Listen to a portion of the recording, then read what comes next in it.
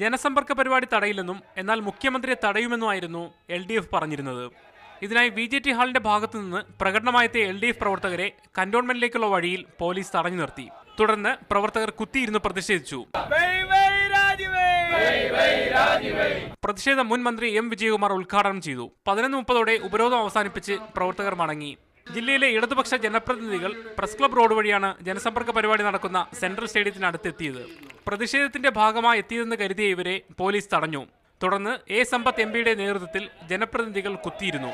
ഇവരിൽ ചിലരെ പോലീസ് ആദ്യം അറസ്റ്റ് ചെയ്തു നീക്കി. V. ശിവൻകുട്ടി MLAയെയും മേയർ ചന്ദ്രികയെയും ദേഹാസ്വാസ്ഥ്യം പ്രകടമാക്കിയതിനെ തുടർന്ന് ആശുപത്രിയിൽ പ്രവേശിപ്പിച്ചു. എന്നാൽ ജനസമ്പർക്ക പരിപാടിയിലേക്കുള്ള ക്ഷണപത്രം കാണിച്ച ഇവർ എന്തുകൊണ്ട് തങ്ങളെ തടയുന്നുവെന്ന് ചോദിച്ചു.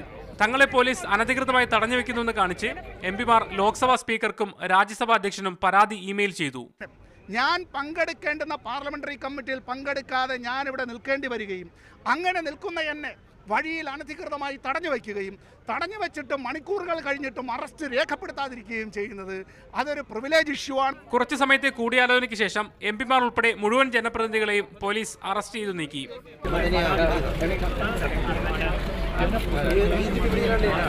10,000-ഓളം പ്രവർത്തകർ ഉപരോധത്തിനെത്തുമെന്ന് പറഞ്ഞിരുന്നുവെങ്കിലും സമരത്തിനെത്തിയ പ്രവർത്തകരുടെ എണ്ണം കുറവായിരുന്നു.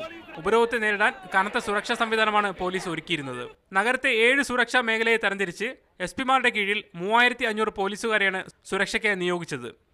ജനപ്രതിനിധികളെ അറസ്റ്റ് ചെയ്തത് മാറ്റി നിർത്തിയാൽ മറ്റു അനിഷ്ട സംഭവങ്ങളൊന്നും ഉപരോധത്തിന്റെ ഭാഗമായി ഉണ്ടായില്ല. മീഡിയ 1 തിരുവനന്തപുരം.